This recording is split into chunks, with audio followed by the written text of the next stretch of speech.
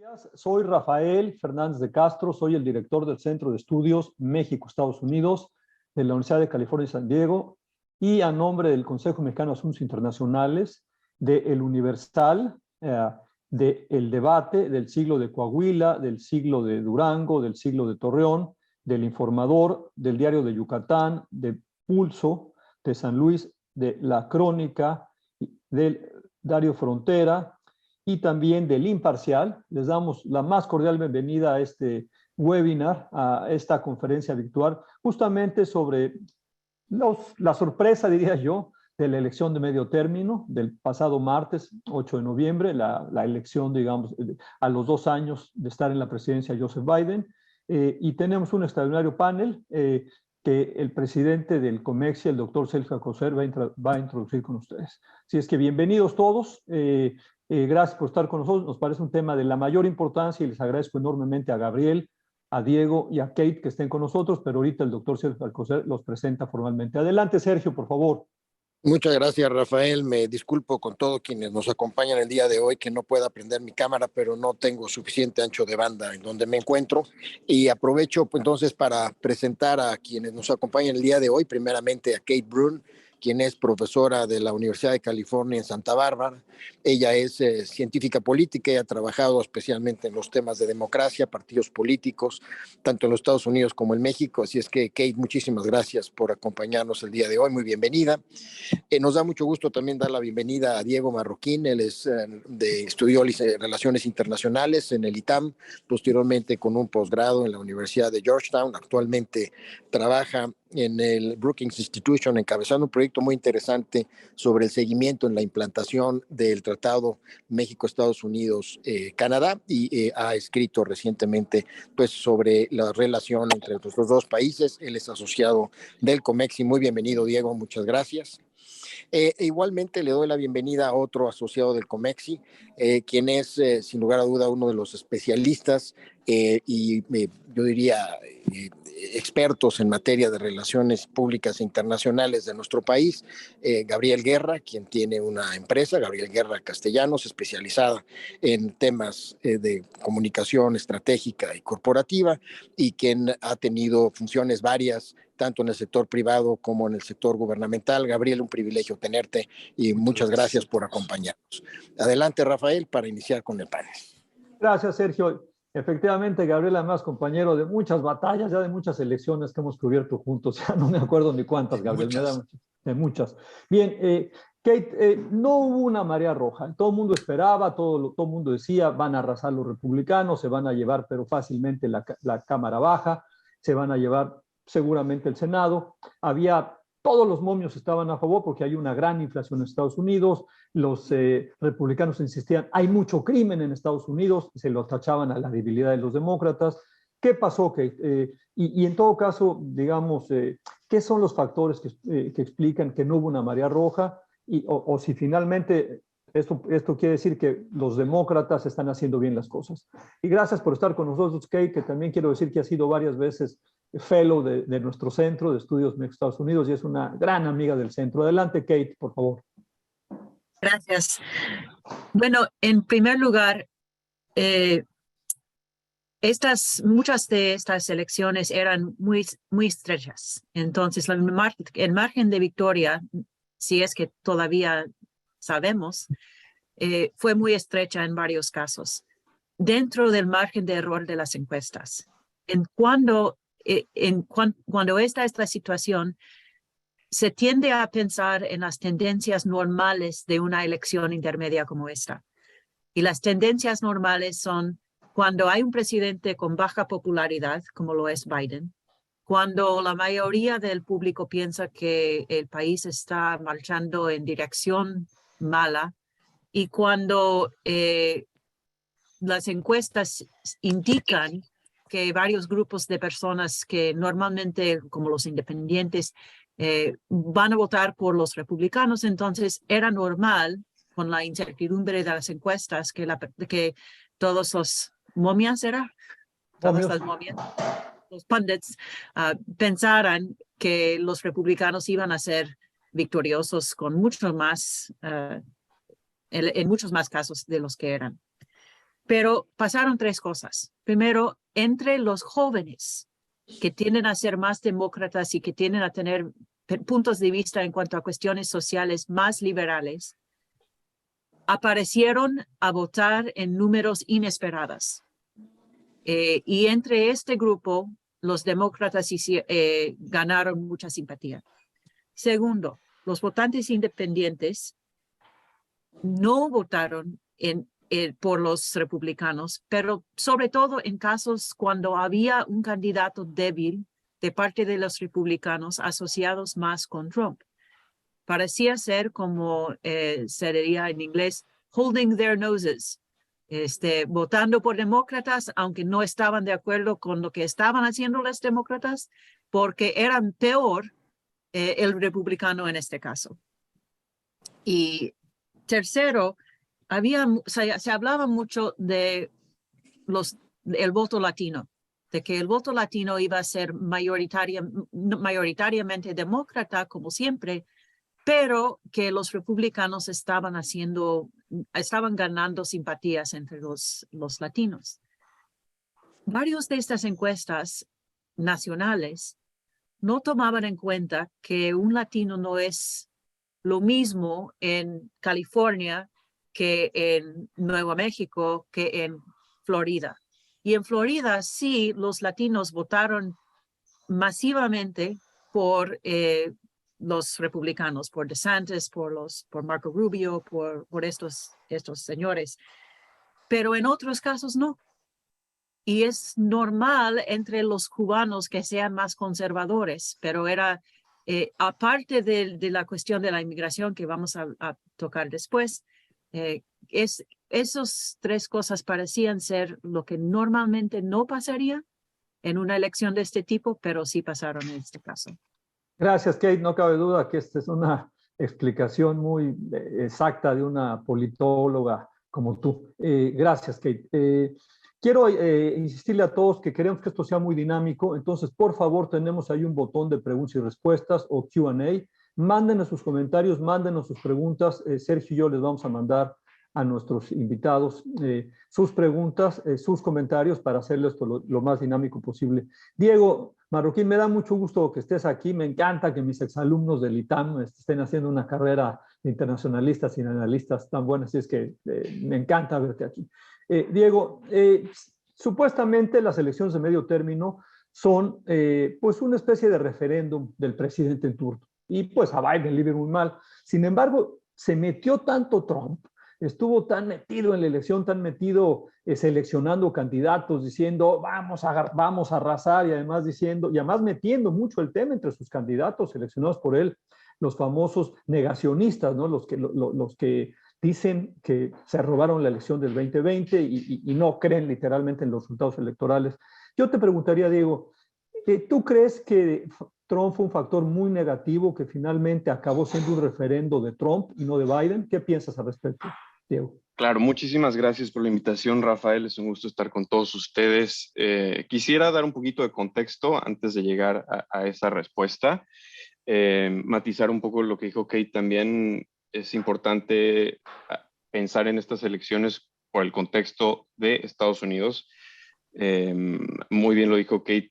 Teníamos un presidente Biden con muy bajos niveles de popularidad, alrededor del 42% del electorado aprueba su administración. Niveles récord de inflación de los últimos 40 años. Una de las principales preocupaciones del electorado de Estados Unidos también el estado de la economía, en particular la inflación, con el 51% del electorado preocupado por ese tema. Y en un lejano segundo lugar, el aborto, que es uno de los temas que me gustaría mucho tocar en esta conversación. Coincido con Kate, creo que esta fue una elección histórica. Por lo general suele suceder que en una elección intermedia el partido del presidente pierde escaños en ambas cámaras. El promedio desde la Segunda Guerra Mundial es que cada presidente perdía alrededor de 28 escaños en la Cámara Baja y 4 en el Senado.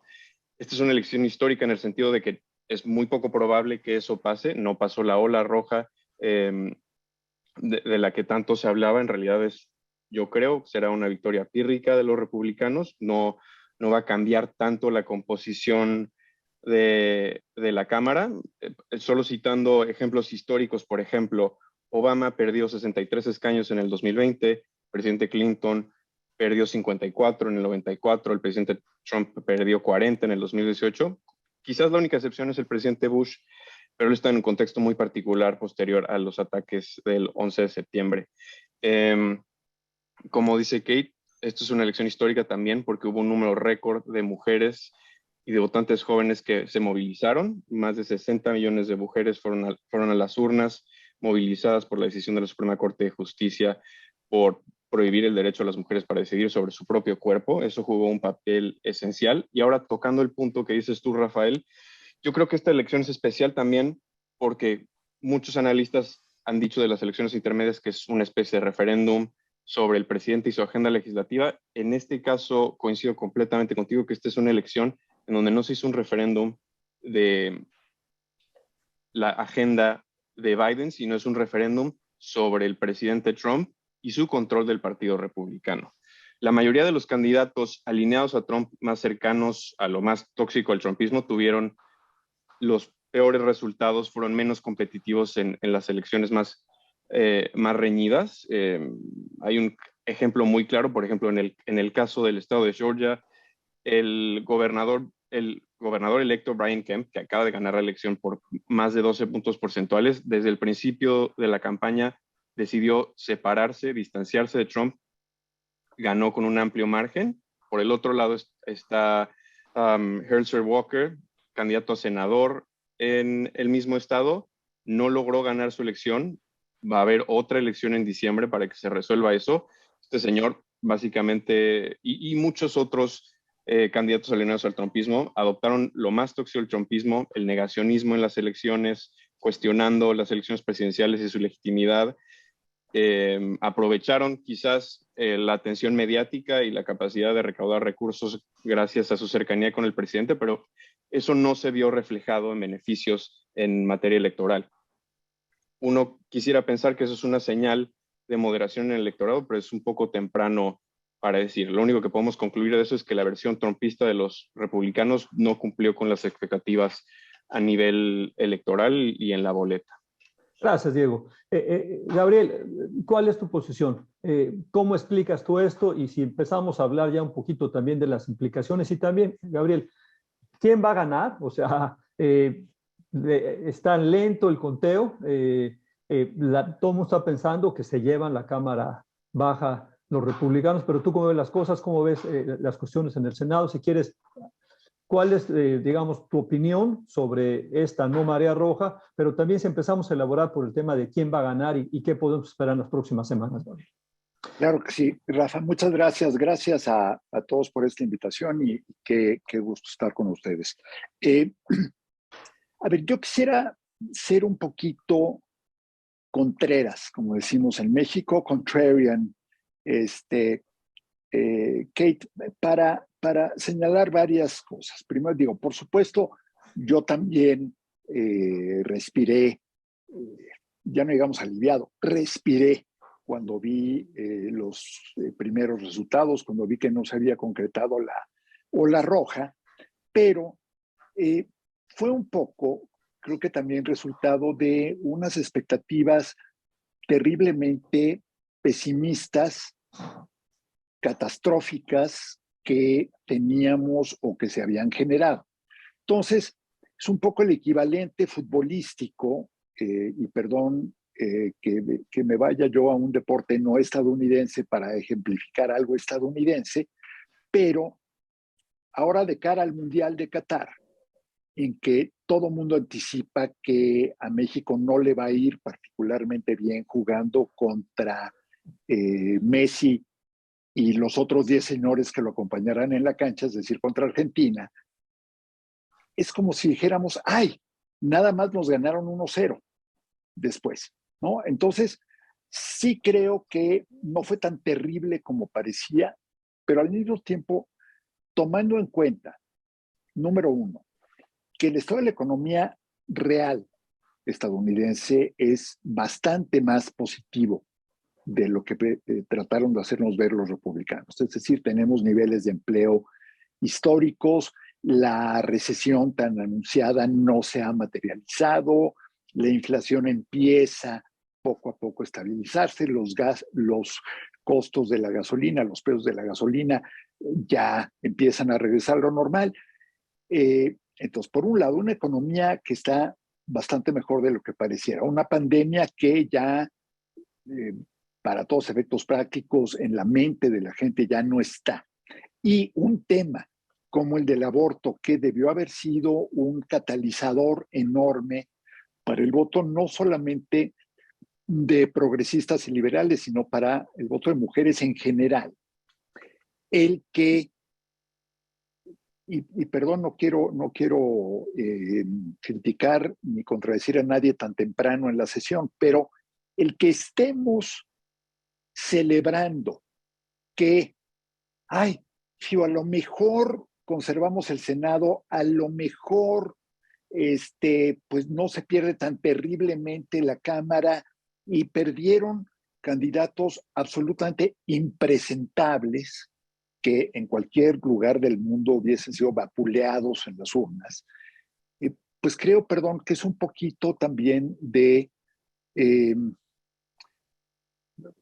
wishful thinking, y lo digo con todo respeto, y lo digo también para provocar un poquito la discusión y el debate. A ver, sí, podemos, todo eso que ustedes señalaron, Diego, que me parece muy acertado, coincido con la gran mayoría, pero siendo de nuevo el provocador del grupo, realmente podemos considerar un avance que un personaje como Herschel Walker, acusado de haber no solamente pagado, promovido abortos de sus exparejas, de no pagar child support, de ser el personaje tan absolutamente deleznable que se le ha presentado a la opinión pública, que se haya ido a una elección de desempate, cuando en cualquier país civilizado hubiese perdido por 20 puntos, me parece, es un poco, a ver, el caso de Brasil, qué bueno que ganó Lula y que perdió Bolsonaro, pero perdió Bolsonaro por nada. O sea, yo me quedo muy preocupado en Brasil por el nivel del voto de Bolsonaro, pero en Estados Unidos me quedo muy preocupado de que un Herschel Walker pueda ser competitivo. Me quedo muy preocupado por el margen de victoria de Ron DeSantis en Florida, por el de Greg Abbott en Texas, por el hecho de que estemos ahora respirando aliviados porque no le fue tan bien a Trump, cuando los reemplazos republicanos para Trump son, a mi juicio, peores que Trump.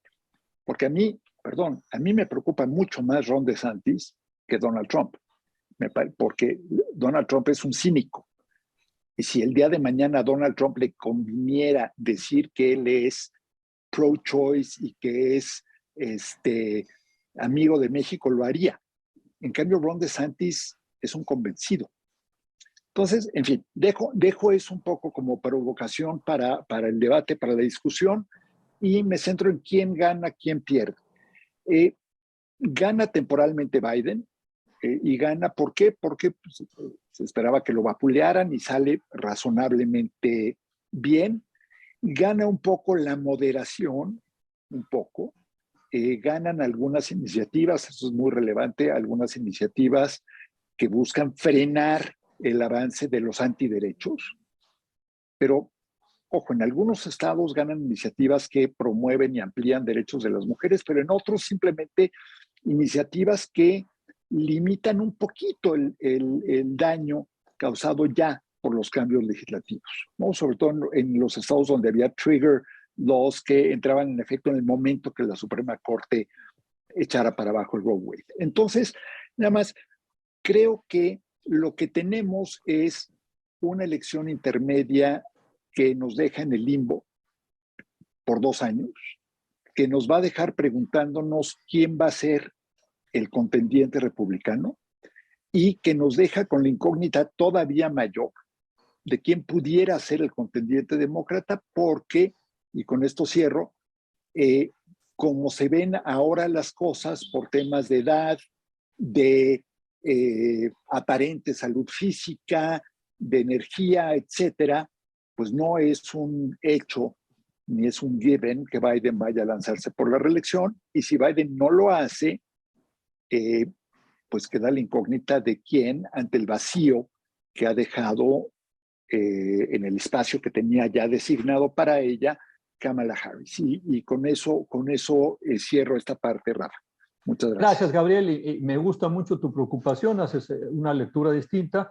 Hay quien dice que si no hubiera sido Herschel Walker el candidato al Senado en Georgia, los republicanos hubieran marchado facilito a la elección. Entonces, está el contrafactual ese, pero me gusta tu lectura. Quiero insistir en una cosa, ahorita Diego, te paso la palabra. Estados Unidos, a diferencia de México, el partido que gana la mayoría, si sea por un escaño, en ambas cámaras, se apodera de las presidencias de todos los comités y subcomités. Entonces, por eso es tan importante, porque entonces se vuelve, digamos, el partido que controla el proceso legislativo. Esa es la diferencia con México, nomás como para que quede muy claro. Diego, tú querías responderle. Sergio, hay varias preguntas. ¿Quieres sacarnos algunas preguntas? Le paso la palabra a Diego y luego a Kate, pero Sergio, si quieres sacar algunas preguntas, adelante. Mira, de una vez tocaría el tema relacionado con lo que acabas de mencionar de los comités de la Cámara de Representantes. En los últimos meses, como sabemos, México y Estados Unidos han estado enfrascados en una agria disputa y discusión acerca de la política energética del actual gobierno del presidente López Obrador. Y pues una de las preguntas que surgen, que se plantean en nuestro chat es qué sucederá o qué se piensa que pueda suceder ante la modificación de los varios comités de la Cámara de Representantes, particularmente el de Ways and Means, que tiene que ver con la política comercial y el escrutinio, el seguimiento que le hacen a la oficina de comercio, del Trade Representative, qué puede suceder en cuanto a una mayor presión tal vez de la Cámara de Representantes frente a la posición del actual gobierno del presidente Biden y la disputa con México. Entonces sería interesante conocer el punto de vista de Diego, Kate, Gabriel sobre este tema, y yo lo extendería sobre qué podría impactar este cambio en la Cámara de Representantes en cuanto a la política hacia México. Gracias, Sergio. También de la Universal nos preguntan por Facebook qué efecto causarán estos resultados en el tema TEMEC, en el Tratado México, Estados Unidos, Canadá. Adelante, Diego. Creo que le querías responder a Gabriel. Gracias, sí. Y luego le pasamos la palabra a Kate.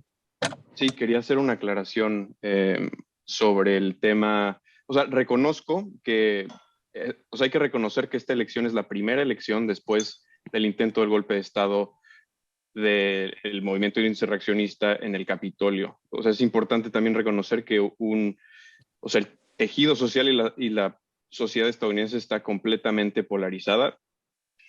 Uno quisiera que candidatos con historiales como el de Herschel Walker no se presenten en las boletas, pero esa es la realidad. Creo que Gabriel hizo un muy buen punto cuando habló de los estados.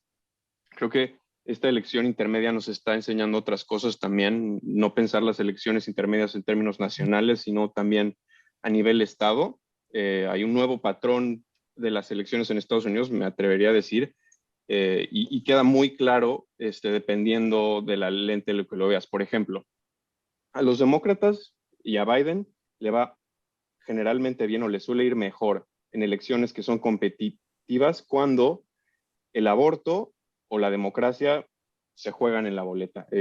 Cuando existen preocupaciones dentro del electorado, que una elección en particular en donde el derecho al aborto o el sistema democrático está en riesgo, esa amenaza es absorbida por el electorado y hay mayor proporción de votaciones para los demócratas. Y hay ejemplos muy claros que me gustaría mencionar algunos. Por ejemplo, en Michigan, el aborto estuvo en la boleta. La gobernadora Gretchen Whitmer se religió haciendo campaña a favor del aborto y ganó con un margen bastante amplio comparado con su contraparte republicana, más del 10%. Es decir, en esa elección se percibía dentro del electorado que el aborto estaba en peligro y muchas más personas se movilizaron a favor de los demócratas. Cuando este riesgo no es percibido, el escenario es más de status quo, como hubiésemos pensado que pasaría. Por ejemplo, Nueva York, ese riesgo no estaba, el electorado de Nueva York no lo percibió de esa forma. los demócratas perdieron de manera significativa. Al lado de Nueva York está Pensilvania. La historia es muy diferente. En Pensilvania existía la amenaza absorbida por el electorado de que la democracia estaba en riesgo. El candidato a gobernador, Doug Mastriano, negó los resultados de las elecciones. El candidato a senador, Mehmet Oz, también hizo cuestionamientos a las elecciones presidenciales, y el estado de Pensilvania era un estado clave para los demócratas. Era muy peligroso para los demócratas. En este caso, por ejemplo, si hay una elección presidencial en el 2024, si el gobernador es republicano, el gobernador puede designar directamente a la persona que se encarga de administrar las elecciones.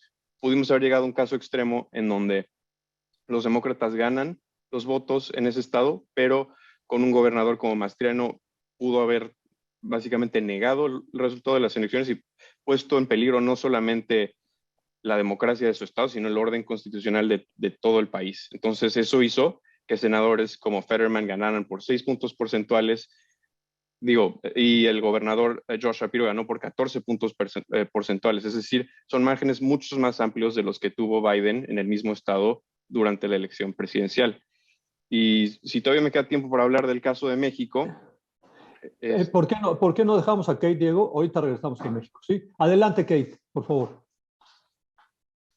Gracias por la pregunta. Sí va a cambiar quien tiene la presidencia de los diferentes comités en la Casa de Representantes, la Cámara Baja. Pero quiero decir que Kevin McCarthy, quien ha sido el líder de los republicanos en la Casa, no tiene asegurado su elección como speaker. Tiene que negociar con los grupos dentro del mismo partido republicano, y el hecho de que tiene un margen mucho más estrecho hace aún más difícil esa tarea. De hecho, puede aumentar la influencia de los más extremos dentro de la Casa de la Cámara Baja, porque tiene que negociar con ellos. No puede simplemente tener el apoyo de los otros republicanos y dejar de lado los más extremos. Tiene que tomarlos en cuenta, porque para ser elegido como speaker necesita el apoyo de la mayoría de los republicanos, y va a necesitar el apoyo de casi todos ellos si quiere pasar cualquier legislación. Normalmente lo que pasaría en esta situación es que el liderazgo de cada comité iría a lo que se llama el ranking member, el más importante. ¿Qué?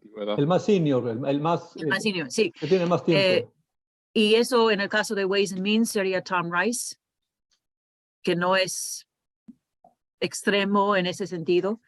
Pero bajo esas circunstancias donde Kevin McCarthy tiene que negociar, puede ser que una de las cosas que negocie sea el liderazgo de alguno de estos comités. Entonces, no sabíamos completamente quiénes van a ser los que toman el liderazgo en los diferentes comités. Y en cuanto a México, eso significa que algunos de las voces más extremas van a tener más influencia, si es que lo quieren ejercer, en temas como migración, en temas como comercio internacional, de lo que normalmente tendrían, porque quien sea el speaker necesita tener el apoyo de casi todos los republicanos, porque son tan pocos, es un margen bueno, no sabemos completamente, pero no va a ser un margen de 30 votos, va a ser más pequeño. Y eso me preocupa, sí. En cuanto a lo que dijo, bueno. No, muy bien, Kate. Gracias por explicarnos eso, porque hay gentes que a mí me preocupan enormemente, no sé qué piensan Diego y Gabriel, como esta Marjorie Taylor Greene, que ya ganó su reelección, es de Georgia y es verdaderamente de extrema derecha, y ella ya dijo, voy a ir por Biden, voy a hacer un juicio de desafuero, de impeachment a Biden. Entonces, la verdad de las cosas es que es preocupante, porque ya dejemos cómo van a tratar a México. El impasse que puede haber en el Capitolio, dejen el impasse, la falta de gobernabilidad, porque estas gentes se las traen, o sea, ellos de veras son la derecha de la derecha. Entonces, ¿cómo ven las cosas, Gabriel? yo también siento que se moderó la democracia, o sea, que después de salieron Barack Obama, qué bárbaro, Barack Obama se quitó los guantes, hizo muy buenos discursos en Arizona, por ejemplo, el tema mucho vamos a cuidar la democracia, no tomemos la democracia como algo dado, creo que Biden insistió mucho en este tema, pero por otro lado, digamos, pues ya nos está diciendo aquí justamente que a lo mejor, digamos, con este poco margen que ganan los republicanos, los extremos pueden ganar mejores posiciones. Adelante, Gabriel, por favor. Sí, mira, precisamente, y bueno, ahorita me refiero rápidamente o me referiré rápidamente en un momento a lo que señaló Diego y a lo que acaba de decir Kate, pero a veces el peor enemigo del diálogo y de la concertación y de los acuerdos son las mayorías estrechas. ¿Por qué? Porque en las mayorías estrechas los radicales, lo dijo muy bien Kate, los radicales tienen todo el poder.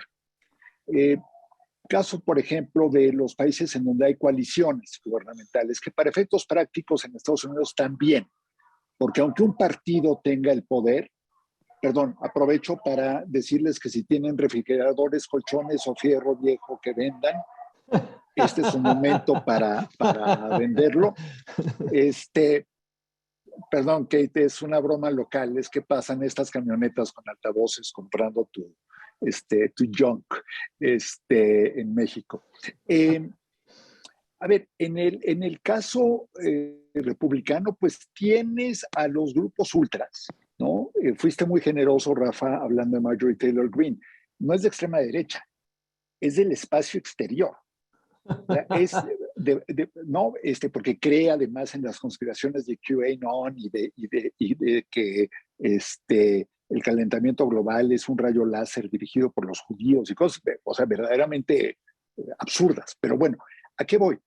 Si el equivalente hoy, Kate nos podrá ilustrar mejor, el equivalente hoy a lo que fue en su momento el Tea Party, con 10 congresistas puede tener la decisión de si votan o no con la mayoría. O sea, un poco como cuando le pasó a Biden en el Senado.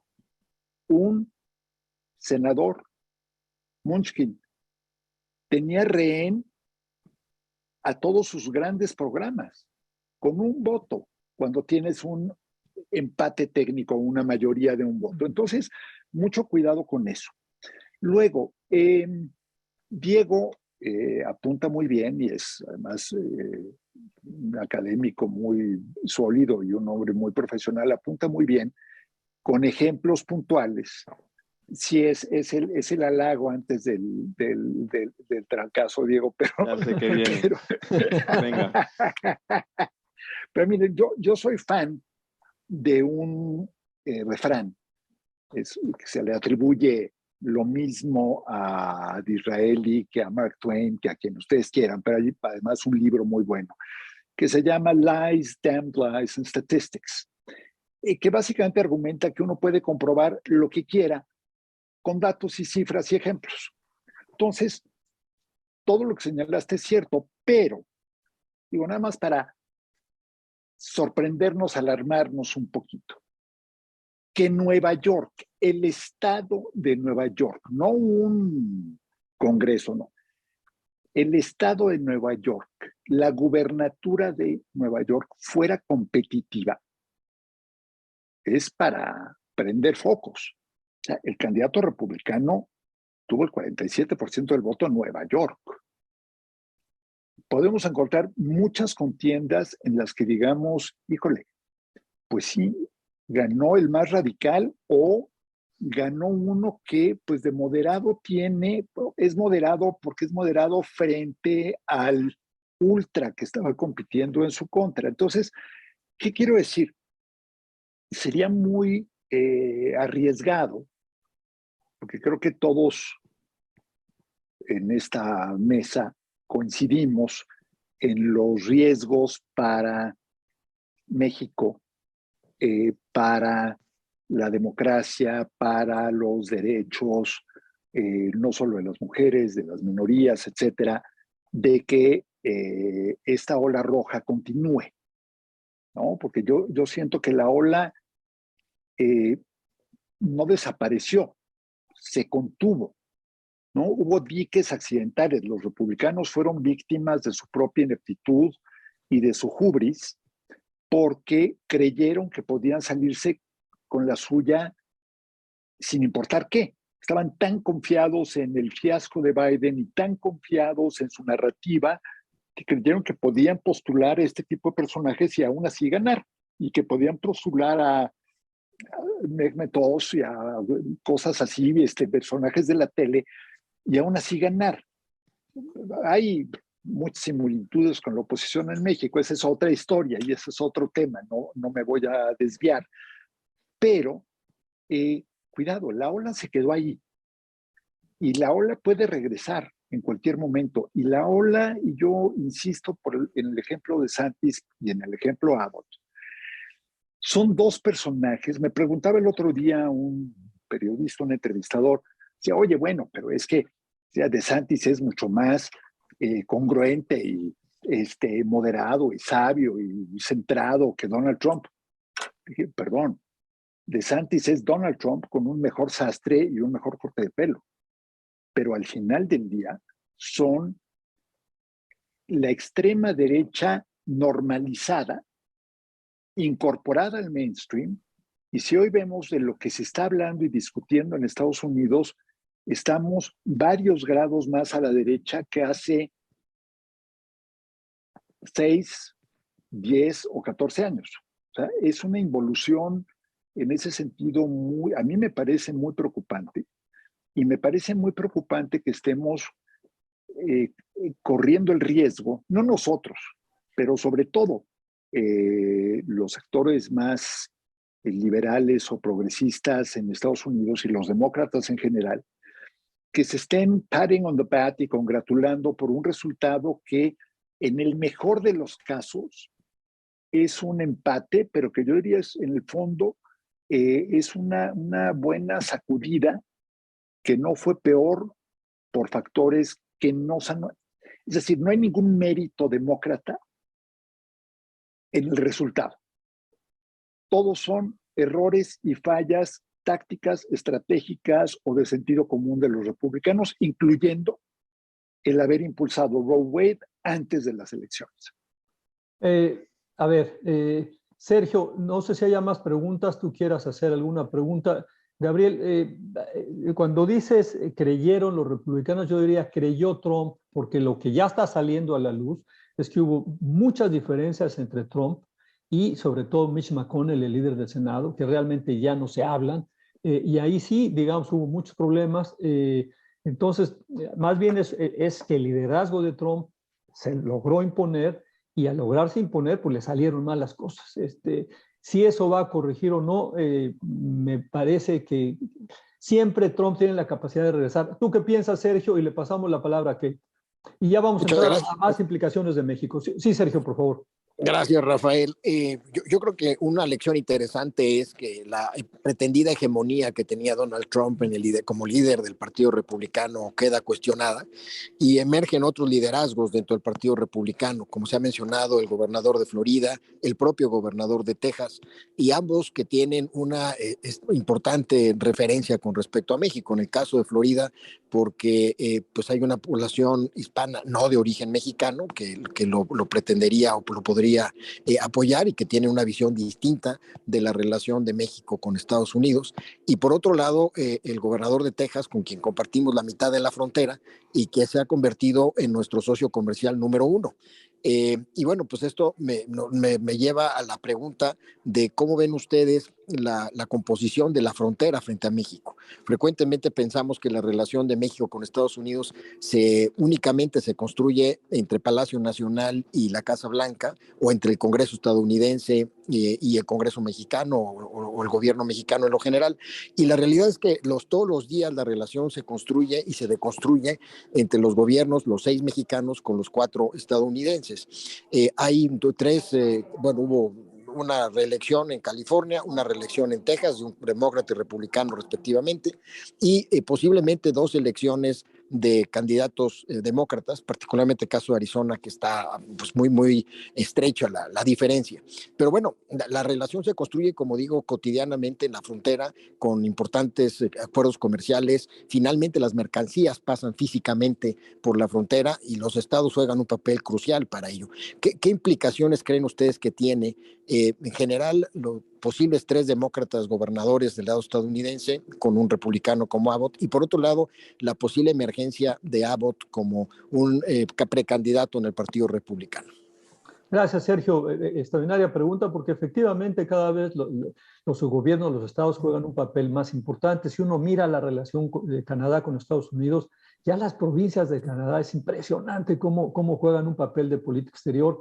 Me parece que los estados están avivando, me parece que California, por ejemplo, yo lo veo aquí, tiene mucha relación con Baja California, con Baja California Sur. Y efectivamente, tiene su peso, Sergio, como bien dices, en el caso, digamos, de California haya habido una reelección, porque el gobernador Newsom realmente es una gente que entiende México, que sabe que México es parte del presente y del futuro de California y que en su momento, en la pandemia, inclusive a los indocumentados les mandó un cheque y un buen cheque de $1,000. Kate, le contestas a Sergio cómo es la frontera y yo también, ya empecemos a cerrar.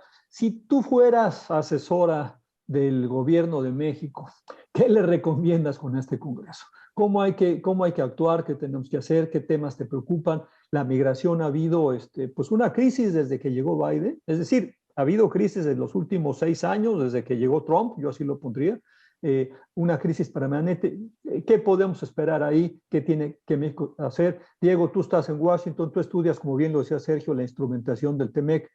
¿Qué tenemos que hacer ahí? Y luego vamos con Gabriel. Adelante, Kate, por favor.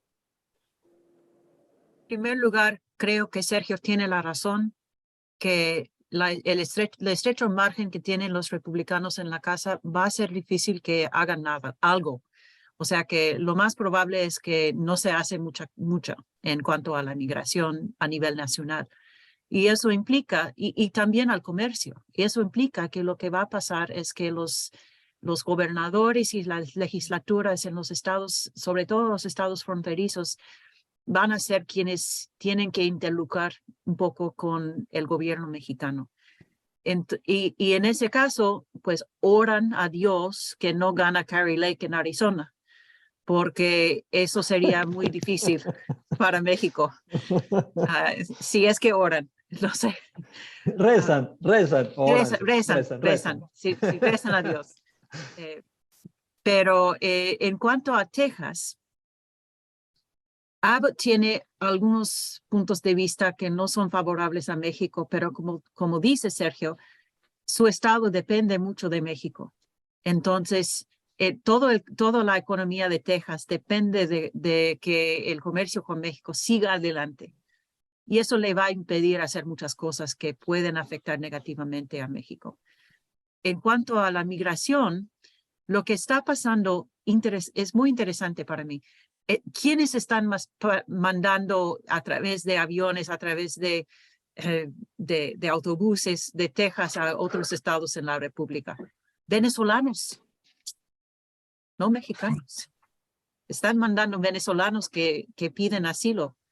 Entonces, aún así, me parece que esa es una sugerencia de que no quieren ofender en Texas a México, aunque sí es conservador el gobernador de México. DeSantis es otra onda. Gracias, Kate. Adelante, Diego Marroquín. Gracias. Sí, me quisiera tocar un poco el tema de las implicaciones de estas elecciones para México, ahora que estamos hablando del control republicano. Veo por lo menos 3 que me quedan muy claras. Si me da tiempo, le contesto a Gabriel. El primero es... mejor no. Si se acaba... Eso sonó amenaza. No. Nos vemos a la salida. Bueno, número 1 sería el fin de la agenda legislativa de gran calado de Biden y sus implicaciones para México. Sí, es muy probable, como hemos platicado, que los demócratas pierdan por lo menos la Cámara de Representantes. Sin la Cámara de Representantes ya no va a haber más leyes como lo fue la ley para reducir la inflación, la ley para la ciencia y los semiconductores. La primera de estas dos leyes reconoce explícitamente el papel fundamental que juega México en las cadenas de valor de la región. O sea, una vez que se pierde el control demócrata, es muy difícil que veamos más iniciativas así. Iniciativas a favor de mayor movilidad laboral entre los dos países también será muy difícil. En el tema del presupuesto, la composición del Congreso afecta cómo se hace el presupuesto en Estados Unidos también. Va a haber recortes probablemente a la ley para reducir la inflación, va a haber menos dinero para fortalecer la infraestructura de la frontera de los dos países, va a haber más dinero en seguridad de la frontera, va a haber menos dinero también para programas de desarrollo entre los dos países como lo es Sembrando Oportunidades. Y yendo al tema comercial, yo no soy tan refranero, mi generación no lo es, pero hay un par de datos que vale la pena tener en cuenta, que es muy importante.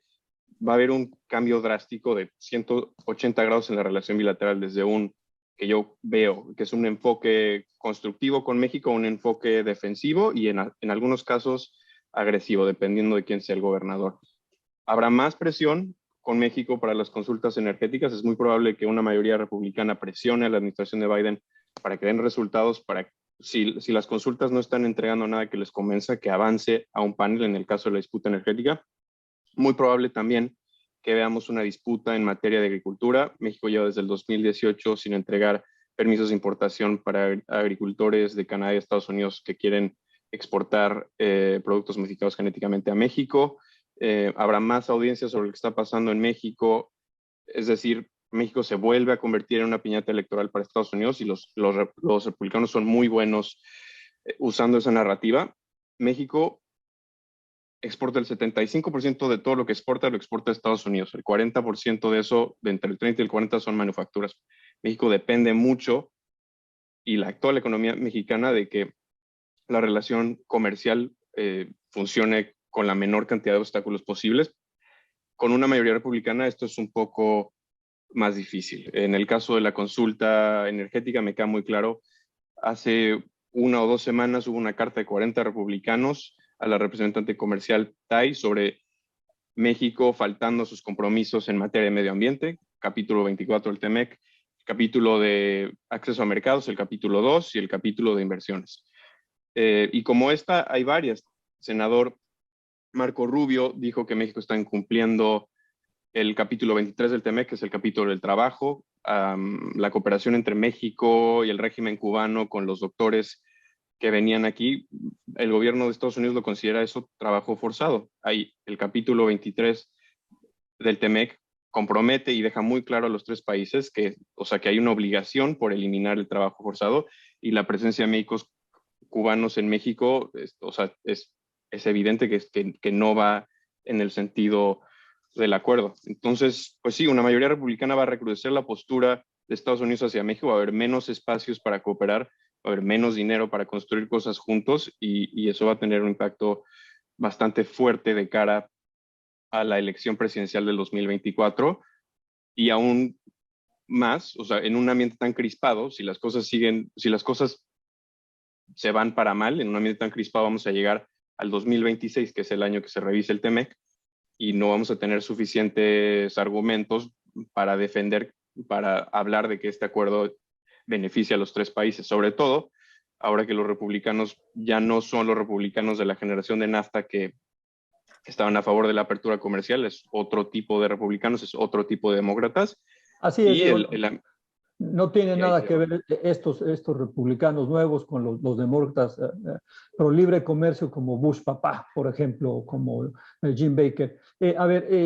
Sergio, ¿qué otra pregunta tenemos por ahí? Ahí, por ejemplo, mi tocayo Rafa Fernández Magrego está diciendo que se van a dividir de alguna manera los republicanos, y eso le da opciones al propio Biden, a los demócratas para el 2024. Gabriel y Kate y Diego, ahorita le paso la palabra a Sergio Alcocer. Yo tengo siempre la idea, Kate, que de repente como que nos concentramos demasiado en cuál va a ser el efecto hacia México. El problema que yo le veo, digamos, con no tiene tanto que ver a lo mejor que van a hacer en migración o cosas específicas, sino simplemente si con este Congreso o Cámara Baja del Partido Republicano hay realmente una impasse legislativo muy fuerte y no pasa nada en 2 años y puede afectar, por ejemplo, a la economía, que puede ser un tema. Entonces, eso es más dañino para México que propias medidas en contra de México. ¿Cómo ves eso tú, Gabriel? O sea, un Estados Unidos que no le va bien es entonces un México que no le va bien. Sergio, ¿qué pregunta tienes tú? Y le pedimos, empezando por Gabriel, luego vamos con Diego y luego con Kate, les pedimos un cierre. ¿Qué pregunta les harías tú, Sergio, para cerrar? Y si hay alguna pregunta por ahí. Gracias. Mira, la pregunta que mencionabas de Rafael Fernández McGregor sobre si DeSantis podría ser un spoiler para la elección de Trump, Liz Cheney convirtiéndose en una posible aspirante dentro del Partido Republicano.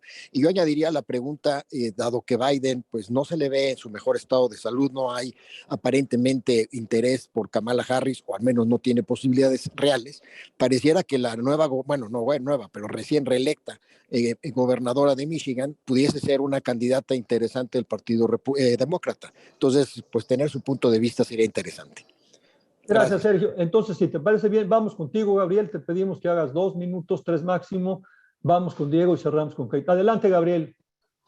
Gracias, Rafa. Bueno, nos quedaremos con las ganas del intercambio, o al menos yo me quedaré con las ganas del intercambio con Diego, pero espero que lo podamos tener en otro momento. A pesar de tus referencias a mi edad y a mi generación, no te tomaría mal que lo digo con mucho cariño. Como un argumento.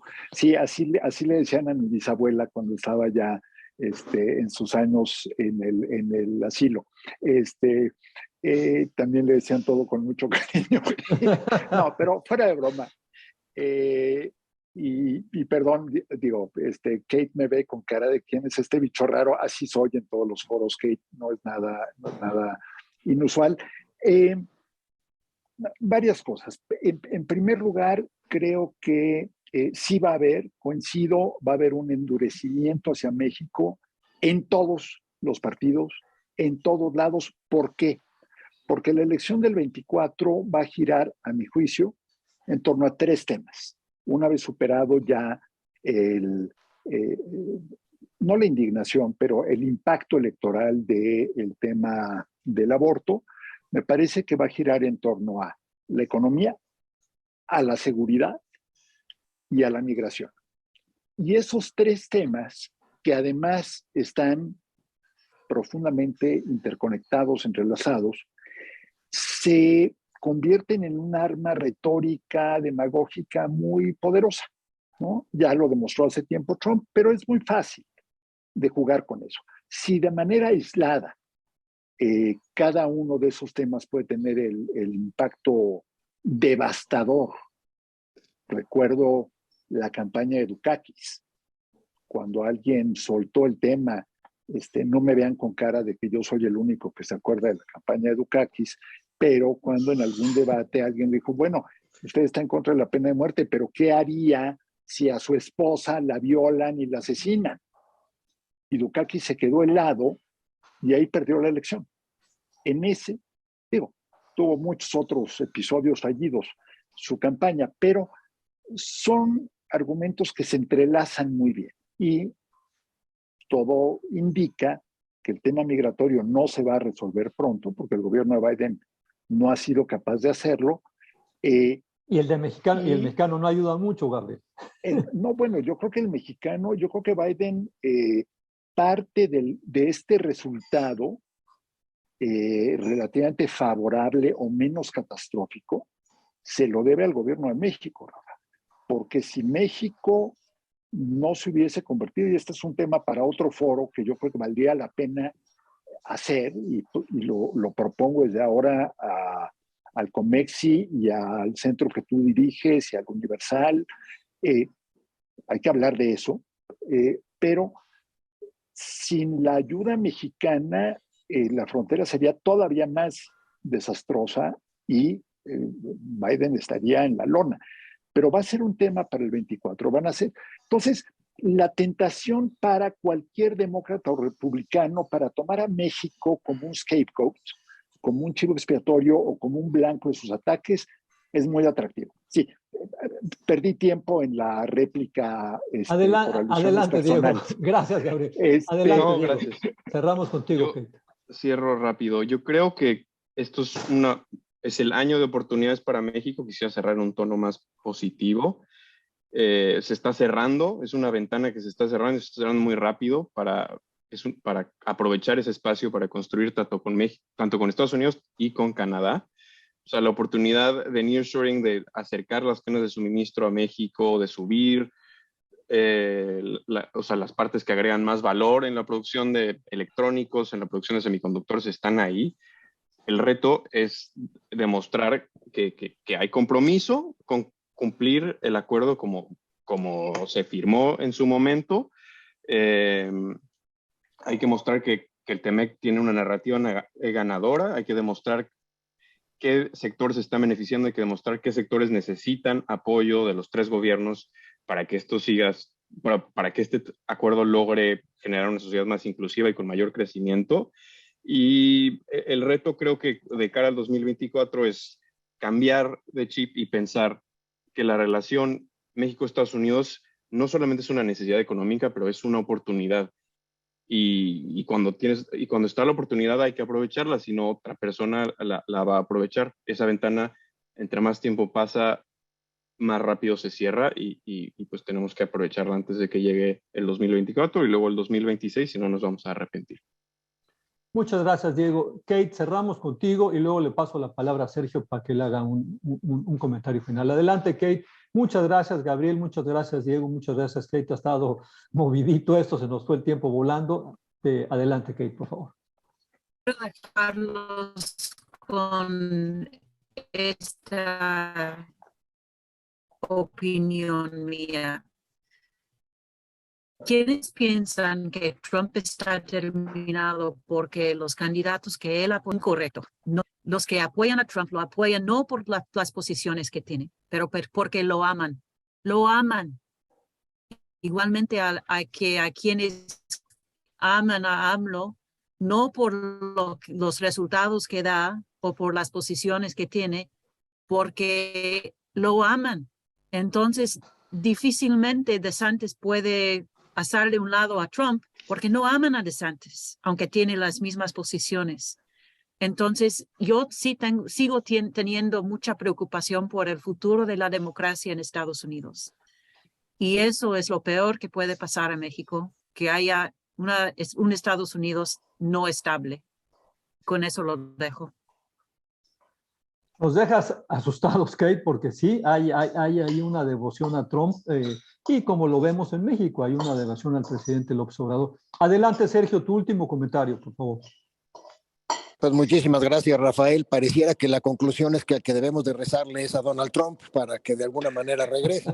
Y entonces, pues eso es así, pues sí estamos en situación medio complicada. Pero bueno, yo creo que claramente, como menciona Kate, necesitamos tener una claridad en los próximos meses y años sobre un Estados Unidos que está pasando por un momento complicado en su democracia, no exento por supuesto de lo que nos pasa a nosotros en México, y bueno, pues trabajar, creo que todos unidos, sector público, privado, académico, para aprovechar las oportunidades que representa la relación de México con Estados Unidos, seguirla muy de cerca y en la medida que podamos intervenir, me parece aquí, protegiendo a las comunidades mexicanas en estados que son claramente xenófobos, creo que tendremos ahí una asignatura pendiente todos. Muchas gracias. Gracias, Sergio. Yo quiero agradecerle por acompañarnos en ahora sí que en esta transmisión, desde luego al Universal, pero también al debate, al Siglo de Coahuila, al Siglo de Torreón, al Siglo de Durango, al Informador, al Pulso, al Diario de Yucatán, a la Crónica de San Luis, a Frontera y a El Imparcial. Un abrazo, Kate, un abrazo, Gabriel, un abrazo, Diego, un abrazo, Sergio. Nos vemos el segundo viernes de diciembre, como siempre a las 9 de la mañana, y muchas gracias por estar con nosotros, muchas gracias a todos por acompañarnos. Muy buen fin de semana. Adiós.